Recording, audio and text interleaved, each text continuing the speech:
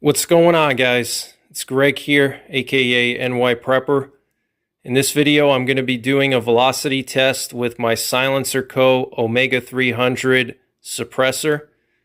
And the purpose of the test is to see how a suppressor affects rifle cartridge velocity. So in other words, if you use a suppressor, is it going to increase your velocity? Is it going to decrease your velocity? How much is it going to increase your velocity? How much is it going to decrease your velocity? Is it going to have any effect on the consistency of the ammunition, meaning higher standard deviation or a lower standard deviation? Is it going to have any effect at all?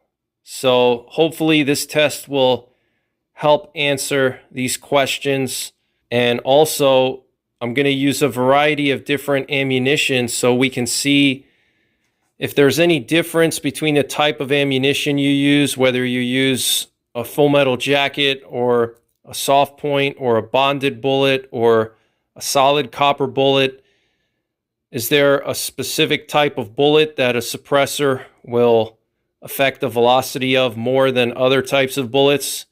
So hopefully with this test, we'll get some understanding of that.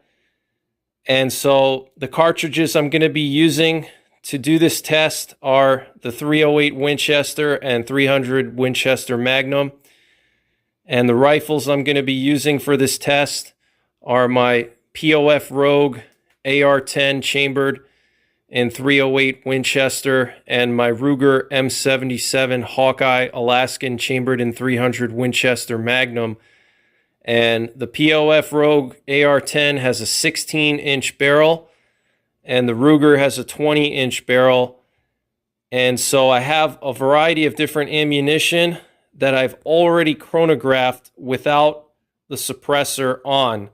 So in this test, I'm going to put the suppressor on and re-chronograph all of this ammo to see if there's any effect with the suppressor on. And I'm going to compare the results from prior velocity tests that I've done with this ammunition without the suppressor to with the suppressor.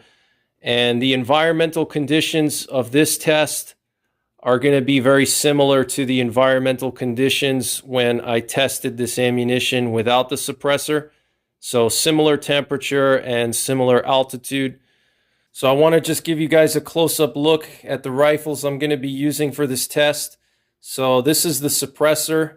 I have a Coltac HTP suppressor cover on this thing, and this is a Silencer Co. Omega 300 suppressor.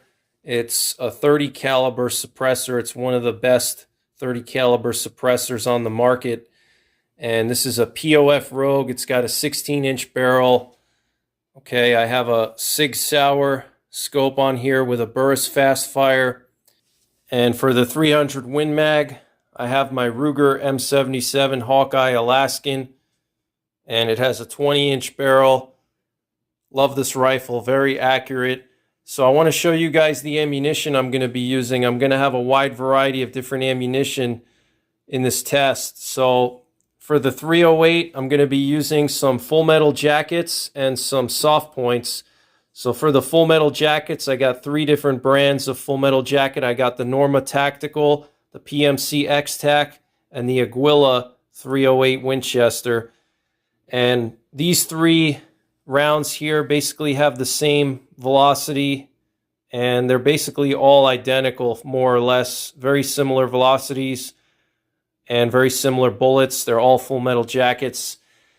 And then I got some soft points and bonded soft points. I got the Federal PowerShock Cup and Core, and then I have the Federal Fusion bonded soft point. Both of these are 150 grain, so we'll see if that has any effect on the velocity with a suppressor. And then moving into the 300 Win Mag, I got 2 types of AccuBonds. I got the Underwood ammo, 180 grain AccuBond, and then I got the Choice ammunition, 180 grain AccuBond. And I also have some solid copper expanding bullets. Here we have the Barnes LRX, and this one is loaded by Choice Ammunition, 175 grain Barnes LRX. And then here we have some basic cup and core ammunition. This is Federal PowerShock 180 grain spear hot core. So I'm going to shoot all this ammunition over the chronograph with the Silencer Co. Omega 300. I'm going to record the velocities. I'm going to record the standard deviation. And we're going to compare the results with the suppressor on to the suppressor off and see what kind of differences there are, if there are any at all. So I hope you enjoy this video. I hope you find it useful. And if you want to see more of my suppressor content, check out my suppressors playlist. I'll leave a link in the top right corner of this video. So thanks for watching, and let's see what happens here.